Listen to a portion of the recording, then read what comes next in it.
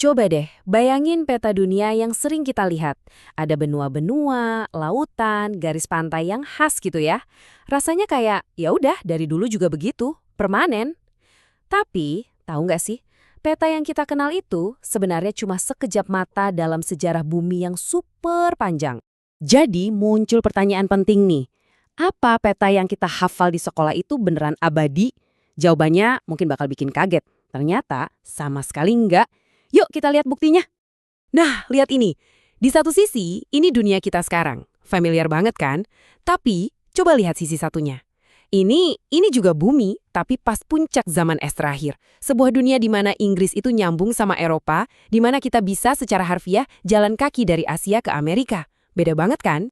Oke, mari kita bedah lebih dalam. Kita akan memulai sebuah perjalanan buat mengungkap geografi masa lalu kita yang hilang, sebuah planet yang ternyata tersembunyi tepat di bawah permukaan laut kita saat ini. Dan yang perlu diingat, ini bukan dunia fantasi ala film-film loh. Ini benar-benar planet bumi kita. Sebuah potret akurat yang direkonstruksi oleh para ilmuwan, yang menunjukkan rupa planet kita di masa lalu yang sebenarnya belum lama-lama banget. Jadi, kok bisa sih dunia kelihatan beda banget gitu? Jawabannya sebenarnya simpel, dingin. Sebuah perubahan iklim skala global yang benar-benar membekukan planet kita. Skalanya itu luar biasa. Waktu puncak zaman es, seperempat dari seluruh daratan di bumi itu ketutup lapisan es raksasa. Bandingin deh sama sekarang, cuma sekitar 11%. Nah, es sebanyak itu pasti datang dari suatu tempat kan? Dan ini dia kuncinya. Semua es itu datangnya dari lautan. Air lautnya kesedot buat jadi es. Hasilnya, permukaan laut global anjlok sampai lebih dari 120 meter. Bayangin aja dalamnya. Penurunan inilah yang secara fundamental menggambar ulang peta seluruh planet. Es ini mendominasi belahan Rumi Utara. Lapisan es raksasa bernama Laurentid menelan hampir seluruh Kanada, sementara lapisan lain membekukan Eropa bagian utara. Tapi, ada satu pengecualian yang penting banget, Siberia. Walaupun dinginnya minta ampun, daerah ini terlalu kering buat membentuk gletser besar. Dan fakta ini jadi kunci buat bab selanjutnya dari cerita kita. Sekarang, ayo kita jalan-jalan keliling dunia zaman es. Kita akan mengunjungi daratan-daratan menakjubkan yang sekarang sudah hilang selamanya di bawah lautan. Dan lihat deh, fenomena ini terjadi di seluruh dunia. Laut Utara itu tadinya daratan kering bernama Doggerland. Teluk Persia itu lembah sungai yang subur. Australia dan Papua Nugini bahkan jadi satu benua raksasa. Perubahan ini ada di mana-mana. Pemberhentian pertama kita, salah satu jembatan darat paling penting dalam sejarah manusia, Beringia.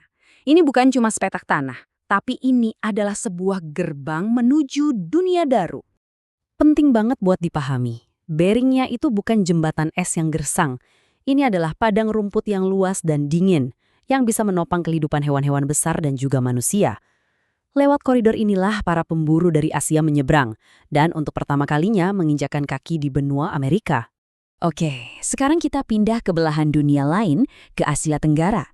Di sini, turunnya permukaan laut memunculkan sebuah benua super yang hilang, yang kita sebut Sundaland. Coba bayangkan ini. Sumatera, Jawa, dan Kalimantan itu bukan pulau, tapi bagian dari daratan Asia yang sangat luas. Harimau, gajah, dan manusia purba bisa jalan kaki dari Thailand sampai ke Jawa. Tapi ada batas yang nggak bisa mereka lewati di ujung timurnya. Nah, disinilah ceritanya jadi makin seru. Batas ini dikenal sebagai garis Wallace. Ini adalah garis imajiner di laut dalam yang bahkan saat permukaan laut paling rendah pun tetap jadi penghalang. Di sebelah baratnya ada harimau dan primata. Di sebelah timurnya, di benua Sahul, ada kanguru dan hewan berkantung. Ini bukti nyata bagaimana geografi membentuk biologi. Jadi, intinya adalah semua daratan yang hilang ini bukan cuma fenomena geologi biasa. Mereka adalah panggung utama tempat kisah penyebaran umat manusia ke seluruh dunia dimulai dan berlangsung. Peta yang hilang ini adalah jalan raya kuno kita. Manusia modern menyebar keluar dari Afrika, menyeberangi Laut Merah yang lebih sempit, menyusuri pantai-pantai yang sekarang udah tenggelam, dan akhirnya menggunakan Beringia untuk sampai ke dunia yang benar-benar baru. Tanpa geografi zaman es ini, sejarah kita pasti bakal beda banget. Jadi, penting banget buat diingat, ini bukan cuma tanah kosong. Ini adalah koridor dan tempat lahirnya ekspansi manusia secara global. Panggung di mana spesies kita tumbuh dari sekelompok kecil di Afrika menjadi spesies yang mendunia. Terus, kemana perginya dunia ini? Oke, kita masuk ke bagian terakhir, cerita. Bagaimana zaman es berakhir dan melahirkan dunia yang kita kenal sekarang. Berakhirnya zaman es itu bukan kejadian instan.